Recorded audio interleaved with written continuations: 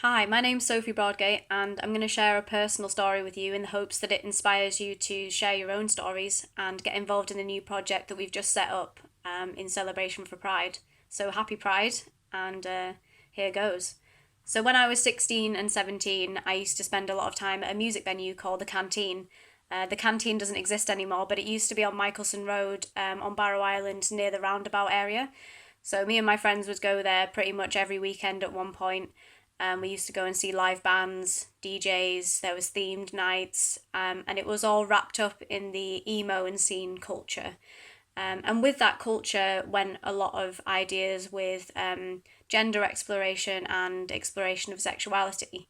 And that's something that drew me to the genre of music as well as everything else that went with the music. When I first started going to the Canteen, I hadn't mentioned to anyone at all that I was queer, but I 100% knew that that was the case. It's something that I'd known since I was 5 years old, but up until this time, I hadn't shared that with anyone else. It was just something that I knew about myself. Every time I went to the Canteen, there was a particular girl that I hoped would show up.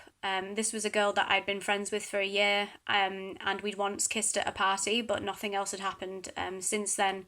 But I'd always had a crush on her.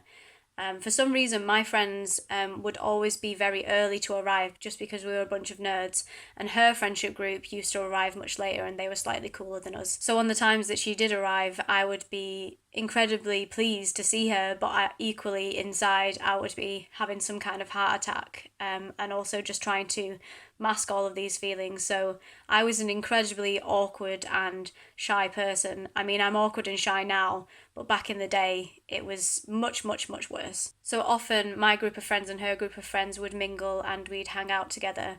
And I think that I used to sort of try to play it cool a bit, and I wouldn't approach her straight away, even though that was all I was thinking about. Other people were talking to me, and all I was thinking about was, oh, when am I going to get to go talk to her? When am I going to get the courage to go and talk to her? And eventually, I would just go over and it would be fine because we were friends and there was nothing strange about me going to talk to her. And then we would all end up dancing together. So my group of friends, her group of friends, we would all be dancing together. This was later on in the evening, so I'd had a bit of time to get over my nerves and sort of get my courage together.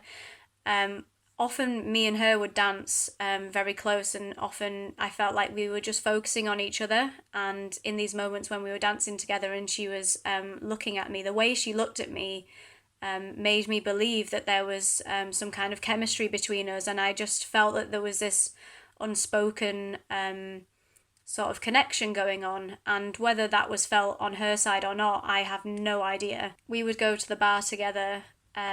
Often it would just be me and her, and she would hold my hand and pull me through the crowd. And I used to hold her hand, and with my thumb, I would try to stroke her hand. And really, I was trying to tell her how I felt about her, but at that age, I didn't have the words to tell her, and I also didn't have the courage to explain the fact that I was attracted to her and that the way I felt about her was much more than a close friend. So I tried to tell her how I felt about her in numerous different ways. We used to write letters to each other. I would write songs for her. Every single time I would know that we would be hanging out together, I would almost fantasize that this was going to be the time that I would eventually tell her how I felt. And obviously in my fantasy, it went into some kind of whirlwind romance. But that's just not the case. So even though this experience wasn't the great romance that I imagined it was going to be, it's still such a formative part of my younger years, and I'm so grateful to have had that experience and to have had the Canteen, a venue that allowed me to be completely myself. So it would be absolutely amazing if anyone else has stories to share. This project is starting off as a pilot, and then I'm hoping that we can build it into something bigger, because I really want to create projects that strengthen the bonds that we have within the queer community, and really be able to say that queer people live in Cumbria and to share our stories.